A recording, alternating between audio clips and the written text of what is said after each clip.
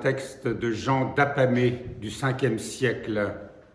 Comme Dieu le Père avait voulu promettre à tous les mondes de leur révéler leur royaume, leur grandeur, leur gloire et leur repos véritable, et qu'aucun être vivant n'était par lui-même capable d'apporter à son semblable la révélation de son espérance, de son repos, de son royaume saint.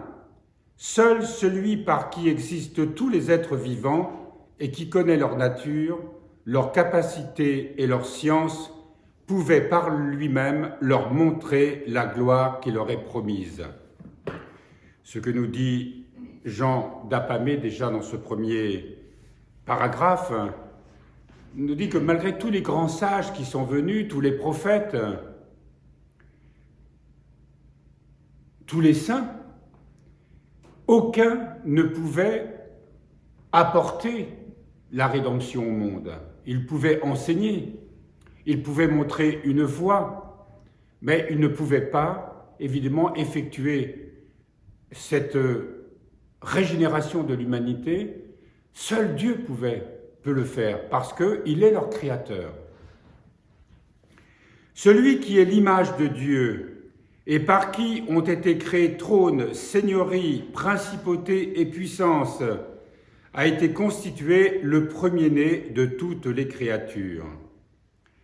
L'Écriture le nomme ainsi parce que, comme le Christ a pris sur lui de se révéler à toutes les créatures d'en haut et d'en bas, et de ramener à lui toutes choses en s'abaissant lui-même plus que tout, et en manifestant en retour sa résurrection et l'immensité de sa gloire, il doit être la tête et le premier-né de tous, tandis qu'il se fait voir de tous et faire rassembler en lui toutes les opinions et connaissances pour qu'elles deviennent en lui l'unique vérité et que les mondes voient en lui leur félicité et leur royaume. Effectivement, dans une de nos doxologies à Vêpres, il y a cette expression où il est fait mention du premier-né. Alors le premier-né, évidemment, c'était une thèse que formulaient les Ariens, ceux qui disaient que le Christ n'était pas Dieu, qu'il était la première créature créée par Dieu. Et là, lorsque on parle de premier-né, il est bien expliqué que on l'appelle ainsi en tant que Jésus-Christ, en tant que Dieu et homme, le premier-né parce qu'il est la race il est le nouvel Adam, comme l'appelle saint Paul, il est celui par lequel toutes les créatures vont trouver en lui sa perfection, son image. Premier-né, autrement dit, comme Adam et Ève étaient les premiers-nés de l'humanité, lui, il est le premier-né de la nouvelle humanité. Vraiment, frères, le Christ est l'image de tous les mondes et la forme véritable de tout vivant. Il a revêtu notre petitesse, il s'est lié à nous pour que nous méritions l'opulence de son royaume. Au lieu de nous laisser investir par lui et d'apprendre de lui notre bassesse et notre exaltation, nous le confinons dans nos limites, alors qu'il ne peut être limité ni par les anges, ni par les séraphins, ni par les chérubins, ni par aucun des ordres et des puissances.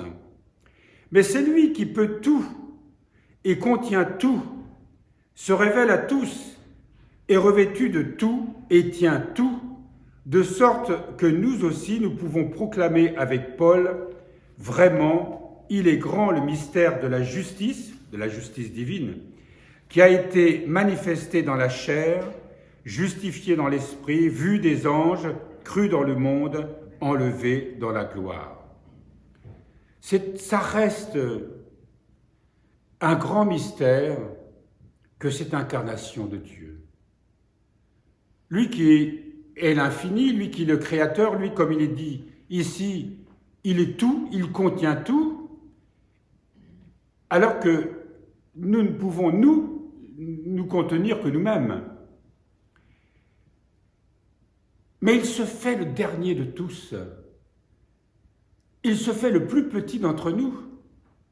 Cette affirmation, elle est sans cesse répétée par les pères. Le chemin qu'il nous propose, ou plutôt qu'il a ouvert pour nous, c'est fait dans cette humilité extrême, dans cette pauvreté extrême, dans ce don absolu de lui-même, tel qu'on ne peut pas le concevoir. Mais par là même, il montre quel est le mystère de l'amour de Dieu, et quel est le mystère de l'amour qui est contenu en toutes choses.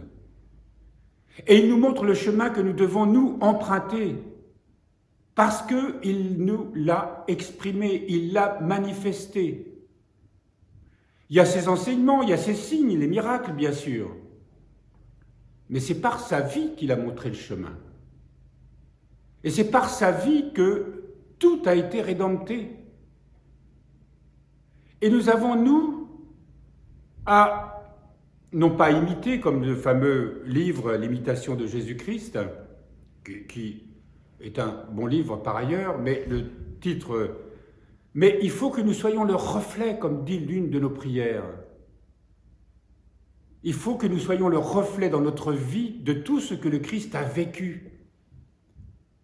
Et qu'il vit en nous, qu'il manifeste en nous. Parce que ce que nous devons devenir, ce n'est pas seulement devenir vertueux, ce n'est pas seulement de cheminer dans cette voie de la sainteté au fur et à mesure que nous prenons conscience de ce que nous avons à laisser et des choix que nous avons à faire. Mais nous grandissons en lui. Toutes les perfections qui se manifesteront en nous sont des perfections qu'il a déjà en lui, parce que nous sommes son corps, parce que nous vivons en lui, que tout désormais vit en lui. En se faisant le plus petit, en se faisant le plus humble, en se faisant le dernier, il a rassemblé en lui l'ensemble de la vie, toute l'humanité et toute la création, qu'il a porté à la perfection. Mais ça reste encore à accomplir. La Mère de Dieu l'a accompli. Les saints en partie l'ont accompli, mais il leur faudra attendre, comme nous tous, l'heure de la résurrection où cette planète pourra devenir une planète immaculée, mais pas avant. Mais la Mère de Dieu, elle, a été déjà ressuscitée dans son corps. Elle est la perfection des perfections. On dit qu'elle est vraiment les prémices de ce que devra être l'humanité et l'ensemble de la création. Alors, retenons aujourd'hui ce que Jean d'Apamée nous dit quand il nous fait réfléchir sur la grandeur de ce Dieu qui vient jusqu'à nous, dans cet abaissement extrême, mais qu'il habite en nous,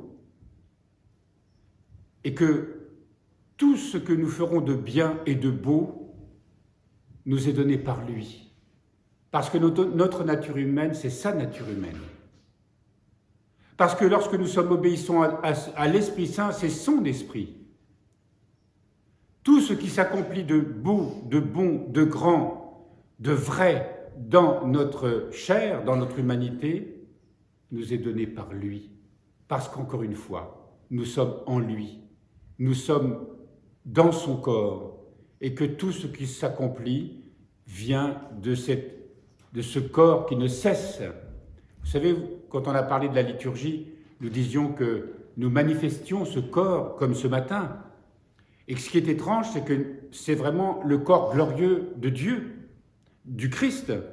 Et en même temps, nous, pauvres pécheurs, eh bien, nous qui sommes si imparfaits, eh bien, nous lui demandons dans ce corps d'être son reflet.